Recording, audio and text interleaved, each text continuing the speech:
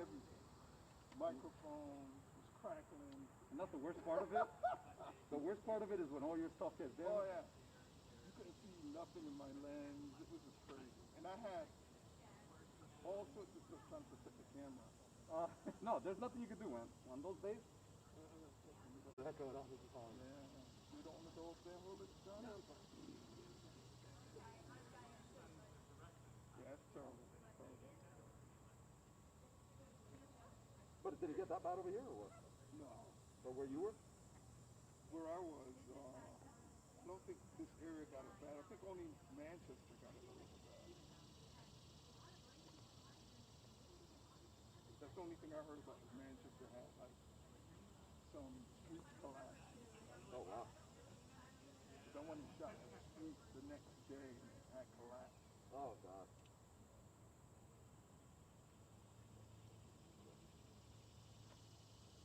Then it went right to Rhode Island. Yeah, messed up straight Rhode up. Island. Could have been worse, I guess. Yeah.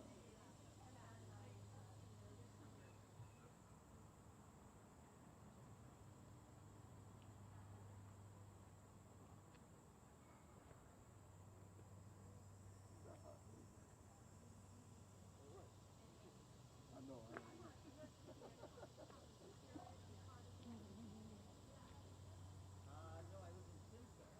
So you heard that Nick had a baby? Nick did. No. Ran into him for his gun. I ran into him at the work festival. We were up there shooting for Eagleson or whatever it is. Yeah. He goes, I have a son. He's a year old. But it turned out I was not. Yeah, it was a lot of left quick turns at the end there. I wasn't, and I was a little shocked. I was like, crap, this is the place, you know? Sometimes you gotta trust the Google Maps or whatever. You just gotta, other times you get burned. I've been burned by that. How did you make out in the storm? Because you had some issues, huh? I was down on Long Island, with my parents. They were they okay over there? Yeah, they had some flooding in the basement, but because the amount of rain was so sharp. Yeah, you're in southeast Connecticut, right? Yeah, but we ended up getting kind of spared. It was like, it was like a nor'easter for us, actually. We didn't really, there was some high winds definitely. The rain wasn't that bad. We got more rain than anything Monday night. Yeah, it could have been just way worse in general. Oh yeah, at one point we were, I think, in the high of 4. It was going to make landfall, close to New London. No, it could have been way worse. And so there's never sort of say like 70% of people got a power. I'm glad it didn't happen, but I mean, it was a, I think they were covered. There's a lot on the line, Make it seem like it was going to be, and then therefore we got around on top of it, Exactly. Well, you missed the horse and pony show in Canterbury. We tripled the population of Canterbury all really? one day, huh? No, I definitely missed that. Canterbury. Mom was joking because all the roads, everything was busy with the store by that point. And then we shut down a road. You came up from New York? Like a podium in front of it. He was like, all the roads are open except for this one that we've just shut down. And the truck drove by and was like, big news in Canterbury today. You work out of Manhattan? I mean, you see why they get too hard. Yeah. In a tiny town, right? Oh, yeah. It's really 70 miles of road there, the first one. I know. Okay. 5,000 people, 70 miles of road.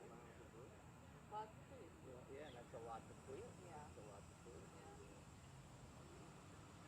No, I'm a big fan of trees. I used to live in Manhattan and other places, and I don't now. And I like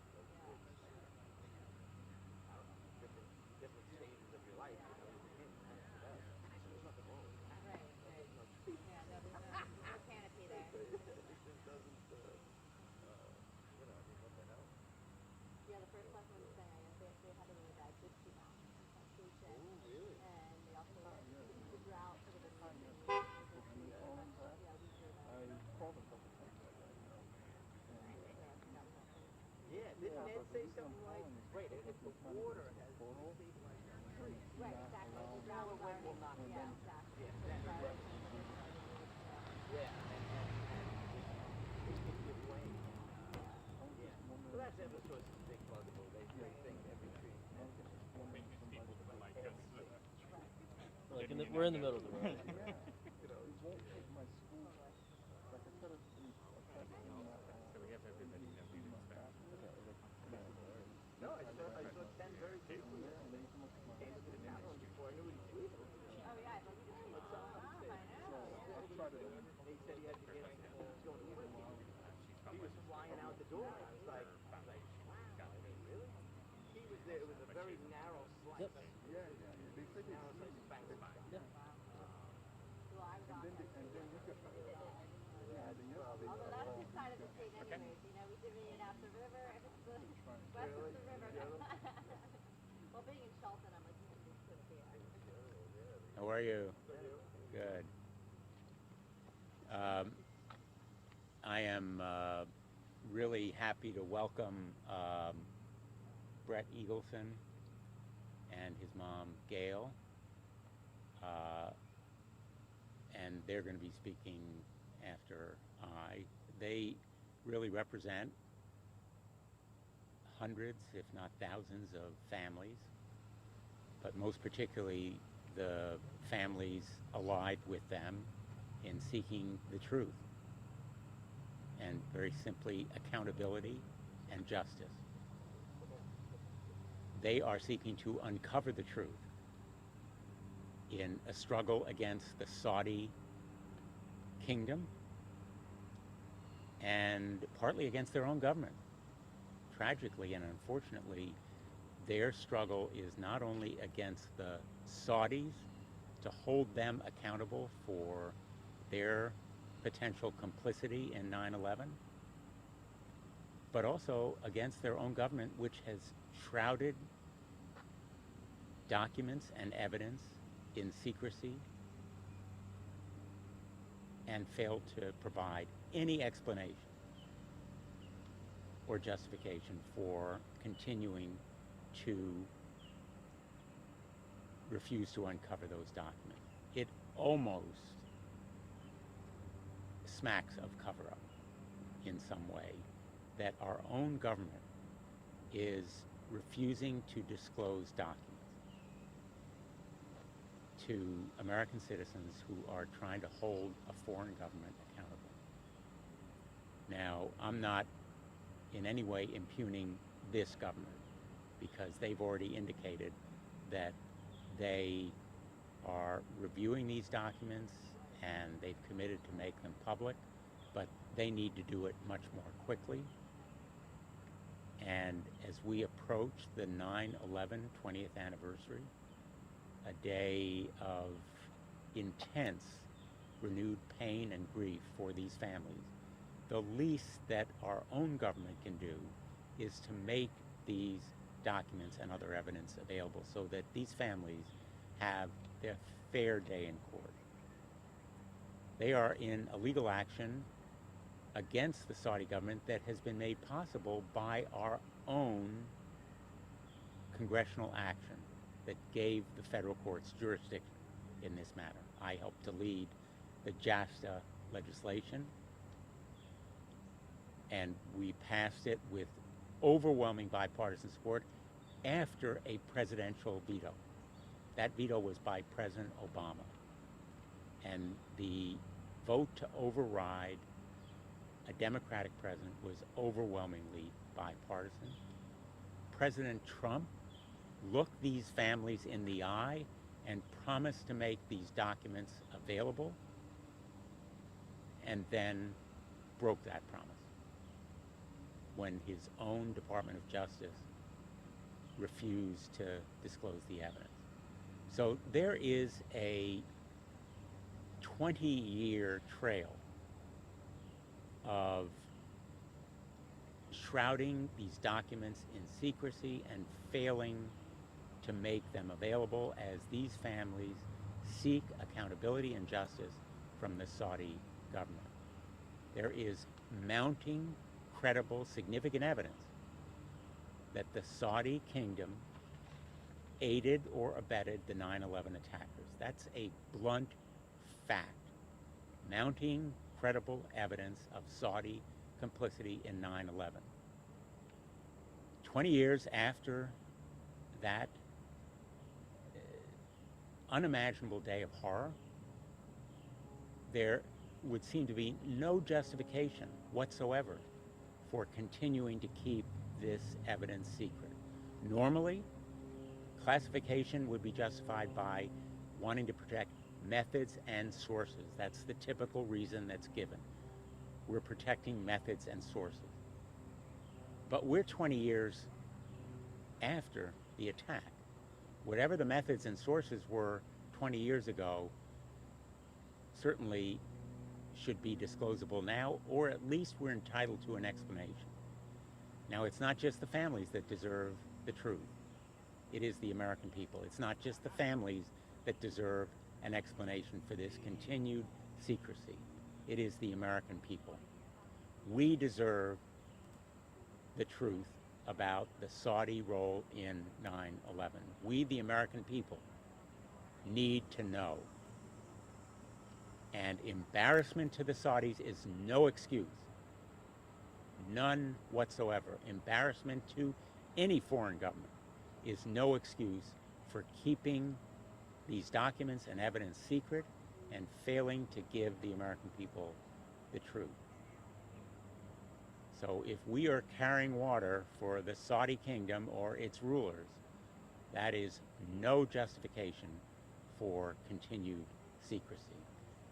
The 9/11 Families Transparency Act will provide accountability and justice by requiring this declassification review.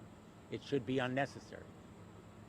The Department of Justice should make these documents available on its own before, and I stress before, the 20th anniversary of this unspeakably horrific day. My hope is in the next couple of weeks, the Department of Justice and the Biden administration will in fact make available these documents voluntarily. Certainly the Congress is not going to act to pass this measure before then. But we are sending a message through this bipartisan measure. It is bipartisan. We have leaders on the Republican side like Senator Ernst and Senator Grassley, as well as the majority leader of the United States Senate, Chuck Schumer, Bob Menendez, myself, Chris Murphy, Senator Gillibrand. We have strong bipartisan support for this measure, as we have for the letters that we've sent, the legislation that we've introduced, the resolutions that we've passed. There is a history here. It is a compelling, profoundly important history of bipartisan support for these families, as it should be. And we are going to move ahead with determination and perseverance, just as these families have shown courage and strength over so many years. Let me turn it over now to one of the leaders in this effort, who has been at the forefront. Brett Eagleson is a person I've come to know as a friend, as well as a ally in this effort. He has been a great spokesman for other families. He's led those families here in Hartford, down in Washington, and I'm really honored that he's with us today. Thank you, Brett. Thank you, Senator. Senator Blumenthal, without a doubt, has been the lead. He's been our champion on this. So I don't think there's any senator in the United States Senate right now that's done more than Senator Blumenthal. So he deserves all of our praise. And thank you, Senator. Thank you. I just wanted to reemphasize that this is absolutely not a political issue. This is not a partisan issue. This is an American issue.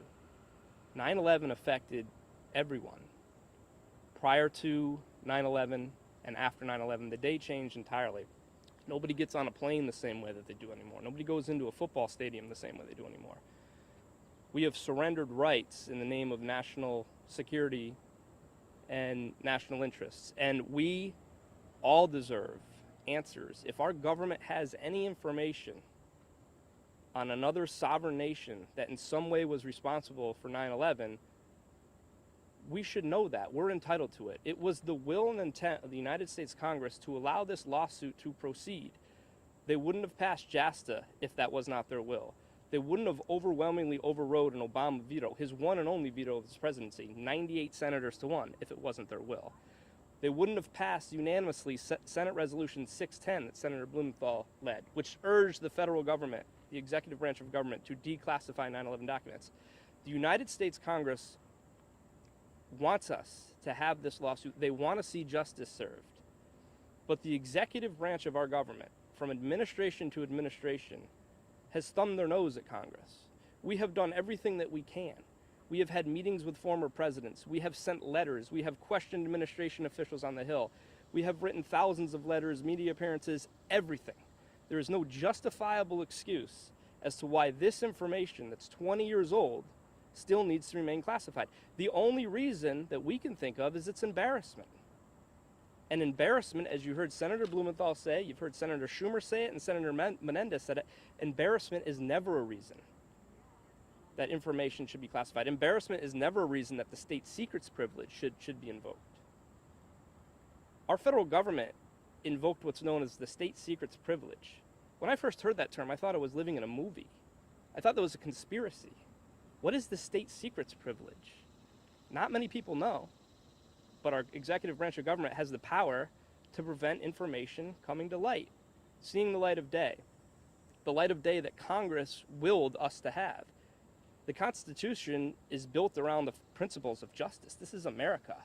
How is this information that's 20 years old still kept secret? How are we standing here today, 2 weeks away from the 20th year anniversary of 9/11, and me, my mom, and thousands of others of Americans do not yet have closure because our government refuses to give us the information that it has? This is not a conspiracy theory. This is not speculation. Our government is literally admitting they have the documents related to Operation Encore. They have it. It was an FBI investigation that went from 2006 to 2016, a 10-year-long investigation. Do you know what that investigation, do you know that the subject of the investigation was Saudi Arabia? It wasn't any other country. A specific 10-year-long FBI investigation specifically on Saudi Arabia. And our government has that information, and they've invoked the state secrets principle to ensure that information never sees the light of day. And I'll just say one final point is that you'll see in the media that the Saudis often refer to the 9/11 Commission as an exoneration of their role, but the 9/11 Commission ended in 2004. Operation Encore didn't begin until 2006 and went all the way to 2016. So the 9/11 Commission never had the luxury of the findings of Operation Encore. And the 9/11 Commission members themselves have said, we have never meant for this commission to ever be an exoneration of anybody, let alone the Saudi kingdom. So it is my hope, and I really do believe that President Biden, once he knows and once he hears this and once he hears the information that members of the FBI and the DOJ are thwarting us, and once he's made aware of this, I really do believe that the president will step up and do the right thing and intervene and give a genuine show of good faith that his administration is willing to have the guts and courage to do what 3 previous administrations failed to do, and that is stand with the American people, have our backs, fight for us. Don't fight against us, and don't try to aid and abet the Saudis. Don't try to cover up for their role, for whatever role that may be. And if I'm the king of Saudi Arabia, or if I'm MBS, and if I have a clean conscience, I would be advocating for the release of these documents. But you don't see that from the kingdom. If they have nothing to fear, then why aren't the Saudis themselves saying, open up Encore? So, with that, I really truly believe that we're almost there, we're making progress, and it's all a result of Senator Blumenthal and his colleagues, and I couldn't be prouder than my senator from Connecticut, Senator Blumenthal. Can you spell your name for us? Brett, Brettleeagleson. Now, should we title you? I'm a 9/11 family advocate. I lost my dad in the World Trade Center. Name of your dad? Bruce Eagleson. And this is my mom, Gail. I just want to thank Senator Blumenthal also. He's been a real trooper. He has helped us since day one for many years that we've been fighting this. And as I say, many years fighting this, I'm wondering, like, why do we have to do this? Why is our government not being truthful to us? Why does the Justice Department have that much power over even maybe the president? We need to see the documents. If a normal citizen, if their loved one was murdered, they would, and there were documents or there was files, reports, they would be able to know who did it. We cannot know that. How is that fair? It is just wrong, and I hope President Biden, he gets the message that all we want is justice. And to have justice served, we need to see the documents that we should have seen a long time ago. And again, I want to thank Senator Blumenthal and my son Brett for stepping up and doing so much that he has, and all the other family members and all the other people in the Senate and Congress that have helped us. And I just hope that we finally have our day to know. Well done. Any questions? You mentioned the 3 administrations. Was Bush one of those? Bush didn't release Well, it's these, or every was that too early? administration since 9/11. Since 9/11, okay, not since 06 when this started. No. Or Since, 4 administrations. is Four probably more administrations, accurate, really. Yeah. okay. yeah, by beginning with Biden, I didn't mean to exclude Bush. Every administration since 9/11, Republican and Democrat. Okay. And we have been fighting every administration since 9/11, Republican and Democrat. Very regretfully, I helped to lead the effort to override President Obama's veto. Very difficult to do. I've been critical of the Biden administration, and I believe Joe Biden personally is sympathetic. I believe he empathizes with these 9/11 families, and he wants to do the right thing. And so I'm imploring the president to seize this issue and just get it done. He made a campaign promise to do so, right? So have you talked to him about that and asked? We have, I don't want to talk about my personal conversations with the president or anyone else, but I have brought this issue to the highest levels of the administration. I've talked personally to the senior members of this administration to emphasize the urgency of disclosing these documents. And I've said it should be a priority. And I believe that's reflected in some of President Biden's recent statements on this issue. But as he well knows, he's a lawyer, former head of the Judiciary Committee in the United States Senate. Information is power. Documents are the ammunition that enable victories in court. The best case or cause in the world will lose without evidence that can be presented in court, and that's what these families are seeking, a fair day in court. And I think the Department of Justice recently said it would look again at the documents and consider, do you have any kind of timeline for that, or what they might disclose? Or? Julia, that is precisely the problem. That is precisely the problem. These families have been told year after year, administration after administration, we're on it, we're reviewing, we'll do the right thing. I really believe President Biden intends to do the right thing, but we lack a timeline.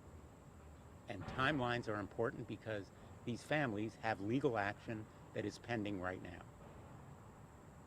And the American people deserve the truth as we approach this 20th year anniversary. Either Gail or Brett, could you talk about what this information would do for your lawsuit, how it might help you with the lawsuit? Sure. So Our lawsuit is based on the fact that Saudi government officials from the Washington embassy, senior Saudi government officials, one of his name is Musad al-Jara, was directing underlying Saudi government officials, Omar al-Bayoumi and Fayed al-Thumari, to assist the hijackers. And Thumari and Bayoumi, I don't want to get too much in the weeds here, but Thumari and Bayoumi are known Saudi clandestine agents. I mean, our FBI has gone on record to say that sworn affidavits from former FBI special investigators have called Thumari and Bayoumi Saudi clandestine agents. So you have a support network in place here in the United States, facilitated and funded by members of the Saudi government through the embassies, through our own embassies. From the Washington embassy, there's direction out to the consulates out in California, and it's higher members to lower members to then the hijackers themselves. So there's a chain of command from Ministry of Islamic Affairs members of the Saudi government, and the Ministry of Islamic Affairs is akin to like a United States State Department. It's sort of like a cabinet level position within the Saudi government. So the ministry promotes Islam all over the world. They have these officials here operating out of the embassies in the United States, and they were directing underlying or lower level officials to assist the hijackers. So what these documents would reveal is the evidence. We already know that that's the case, but we need the evidence. We need so those are the FBI's words, but we need the backup to that. Yeah, so we have redacted versions of this FBI reporting. Operation Encore investigated that entire chain of command, and the FBI documents reference we have evidence that Jara tasked Thumari and Bayoumi. Well, we've asked for that evidence, and that's what state secrets has been invoked on. So if our government were to turn over this evidence, I think you would see a resolution to this lawsuit in a matter of days. And all of these names, I should point out, and I'm not endorsing a lawsuit. I, by the laws of ethics in the United States Senate, I can't, testify for the families. But a lot of what Brett has told you has been in circulation for a while. He's not revealing facts that haven't been in the public realm. There is mounting credible evidence that Saudi complicity played a role in 9/11. And I just want to repeat, because Gail said it so well.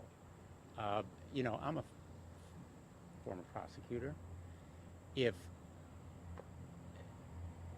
Bruce's murder had occurred in downtown Hartford or Wethersfield, there's no question that 20 years later, the police would say to his widow, "You've asked for the file, here it is." We have no basis to conceal or keep secret a file that's 20 years old. And here, the Saudi kingdom and its autocratic rulers are the ones who can and should be held accountable, but our own government is refusing to make available the file. Brett, can you tell us where you reside? Sort of in transition. I'm from Middletown originally, but currently we're building a house, so I'm in Durham with the in-laws. And Gail, where do you live?